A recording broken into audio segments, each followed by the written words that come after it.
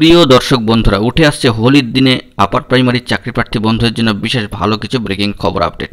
এই ভিডিওর মধ্যে আপার প্রাইমারি সংক্রান্ত বিষয়তে আলোচনা করছি। গুরুত্বপূর্ণ এক্সক্লুসিভ ইউনিক খবর আপডেটটিকে অবশ্যই সম্পূর্ণ শেষ পর্যন্ত শুনে বোঝার চেষ্টা করবেন ও ভিডিওটিকে শেষ পর্যন্ত দেখে নেবেন। যে সমস্ত চাকরি প্রার্থী বন্ধুরা এখনও পর্যন্ত চ্যানেলটি সাবস্ক্রাইব করেননি, সাবস্ক্রাইব করে নিয়ে সঙ্গে থাকবেন, কারণ আপনাদের জন্য অত্যন্ত আর্জেন্ট এবং জরুরি ভিত্তিতে এই গুরুত্বপূর্ণ ভিডিওটি ক্রিয়েট করা। চলুন কথা না বাড়িয়ে মূল আলোচনার মধ্যে প্রবেশ করি। অত্যন্ত গুরুত্বপূর্ণ খবর, হোলির দিনে দাঁড়িয়ে আজকে দোল হোলির উৎসবের মধ্যে চাকরিপ্রার্থী বন্ধুদের কাছে অবশ্যই একটি বিশেষ ভালো ব্রেকিং নিউজ কিন্তু উঠে আসছে। কিন্তু সবথেকে তাৎপর্যপূর্ণ বিষয় যে হোলির এই রঙিন দিনগুলিতে তারা কিন্তু চূড়ান্ত মাত্রায় হতাশ। তৎসত্ত্বেও বলা যেতে পারে মহামান্য কলকাতা হাইকোর্টে গুরুত্বপূর্ণ মামলা চলছে। তবে ইতিমধ্যেই রাজ্যে আমরা দেখতে পাচ্ছি যে কোড অফ কন্ডাক্ট বা নির্দিষ্ট নির্বাচনী আচরণ বিধি কিন্তু লাগু রয়েছে এবং কমিশনের তরফ থেকে বিশেষ কিছু নিয়োগ প্রক্রিয়ার ক্ষেত্রে বিশেষ বিষয় কিন্তু অর্থাৎ ইন্টারভিউ প্রক্রিয়া সংক্রান্ত অনগোয়িং বিষয় সংক্রান্ত যে নতুন করে ইন্টারভিউ নেওয়ার যে প্রসেস, সেখানে কিন্তু স্থগিতাদেশ বা সেটিকে কিন্তু পেন্ডিং রাখার একটা নোটিফিকেশন তুলে ধরা হয়েছে। এবং এই বিষয় সম্পর্কে আমরাই অবগত এবং সকলে কিন্তু অবগত ইতিমধ্যেই হয়ে গিয়েছেন যে প্যারা টিচার বন্ধুরা আপাতত ইন্টারভিউ প্রসেসের মধ্যে আসতে পারছেন না, কারণ রাজ্যের নির্বাচনী আচরণবিধি বা কোড অফ কন্ডাক্ট কিন্তু চালু রয়েছে। অবশ্যই এই বিষয়টিকে মাথায় রাখতে হবে। তবে অনগোয়িং রিক্রুটমেন্ট প্রসেসের ক্ষেত্রে হিয়ারিং অর্থাৎ ম্যাট কেসের গুরুত্বপূর্ণ হিয়ারিং চালানোর ক্ষেত্রে মহামান্য কলকাতা হাইকোর্টে কোনো ধরনের সমস্যার কিন্তু থাকার কথা নয় এবং এখনও পর্যন্ত যে আপডেট স্ট্যাটাসটি উঠে আসছে তাতে করে এই মামলা শুনানি হওয়ার ক্ষেত্রেও কোনো ধরনের সমস্যা কিন্তু নয়, অর্থাৎ হিয়ারিং কিন্তু ধাপে ধাপে এগোবে। এবং যতটুকু খবর পাওয়া যাচ্ছে যে কমিশন সূত্রে অনগোয়িং রিক্রুটমেন্ট প্রসেসের ক্ষেত্রে নতুনভাবে প্যারা টিচারদের ইন্টারভিউ করানোর ক্ষেত্রে একটা কোড অফ কন্ডাক্টের নীতি নির্বাচন কমিশনের এই বিষয়টিকে কিন্তু মানা হচ্ছে।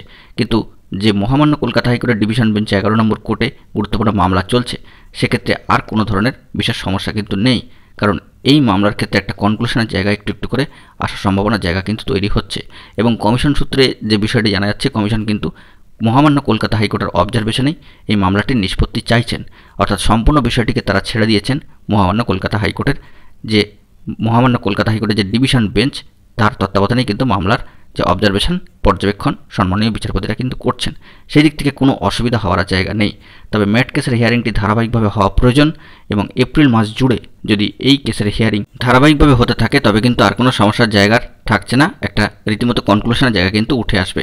তবে কমিশন যে পদক্ষেপটি গ্রহণ করেছে তাকে সাধুবাদ কিন্তু জানাতেই হচ্ছে, কারণ কমিশন এক্সট্রা চাপ বা এক্সট্রা রিস্ক কিন্তু কিছুই নিতে তারা চাইছেন না। তারা কিন্তু জানেন যে এই নিয়োগ প্রক্রিয়ার ক্ষেত্রে জট ছাড়ানো খুবই সমস্যার, তাই নতুন করে আর কোনো ধরনের জট তৈরি হোক এটা কিন্তু কমিশন চাইছে না।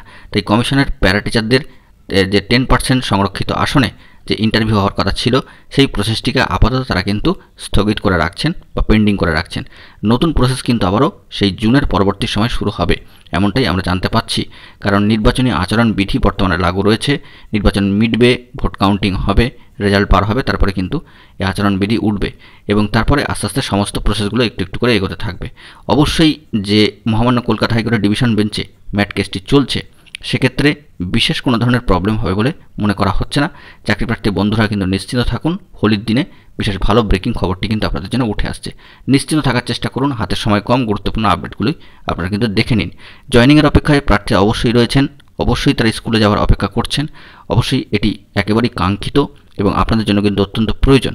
তবে যে সমস্ত প্রার্থীরা ওয়েটিংয়ে রয়েছেন তারাও কিন্তু সমানভাবে সাফার করছেন। তবে বর্তমানে এখনও বেশ কিছুদিন এপ্রিল মাসের 17 তারিখ পর্যন্ত কিন্তু অপেক্ষা করতেই হচ্ছে। তবে এপ্রিল মাস জুড়ে যদি শুনানি প্রক্রিয়াটি ধারাবাহিকভাবে চলতে থাকে এবং যেহেতু সেক্ষেত্রে আর কোনো ধরনের বাধা জায়গা নেই, যেহেতু এটি অনগোয়িং প্রসেস, সেক্ষেত্রে বিশেষ ভালো কিছুর সংবাদ কিন্তু উঠে আসার সম্ভাবনার জায়গা অটোমেটিক্যালি কিন্তু একটু একটু করে তৈরি হবে। ইতিমধ্যেই মঞ্চের তরফ থেকে কমিশনের কাছে কিন্তু যোগাযোগ করা হচ্ছে এবং মঞ্চও চায় এই যাবতীয় বিষয়গুলো মিটুক। তারা কিন্তু অত্যন্ত অ্যাক্টিভ, মঞ্চের সদস্যরা কিন্তু অত্যন্ত সংগ্রামী এবং লড়াকু মানসিকতা নিয়ে এগিয়ে চলেন, কারণ তাদের প্রচেষ্টা ইতিমধ্যেই আমরা দেখেছি 100% কিন্তু সফল হয়েছে এবং মঞ্চ যে সমস্ত উদ্যোগগুলি গ্রহণ করে তা কিন্তু 100% সফল হয় এবং তারপরে পরেই গুরুত্বপূর্ণ খবরাখবর উঠে আসে। বর্তমানে নতুন বেঞ্চে 11 নম্বর কোর্টে গুরুত্বপূর্ণ মামলা রয়েছে ম্যাট কেসটি। সম্মানীয় বিচারপতিরাও চাইছেন এই কেসটির যত দ্রুত সম্ভব নিষ্পত্তি করতে। তবে আপাতত এপ্রিল মাসের যে সেকেন্ড হাফ বা দ্বিতীয় সপ্তাহ, সেই জটটি কাটলেই কিন্তু আগামী 17 তারিখ থেকে এপ্রিল মাসে কিন্তু এই মামলার নেক্সট যে হিয়ারিং সেটি পড়ছে এবং আশা করা যাচ্ছে খুব দ্রুতই জট কাটবে। এবং আপাতত হোলির দিনে দাঁড়িয়ে আপার প্রাইমারির ক্ষেত্রে এই এক্সক্লুসিভ ভালো খবর আপডেটটি উঠে আসছে। আমরা আশা করছি কোনো ধরনের জট না থাকুক এবং 17ই এপ্রিল থেকে শুরু করে পরবর্তী সময় এপ্রিল মাস জুড়ে এই মামলার যাবতীয় কনক্লুশন চলে আসুক। বন্ধুরা, এখন এই পর্যন্তই। ধন্যবাদ।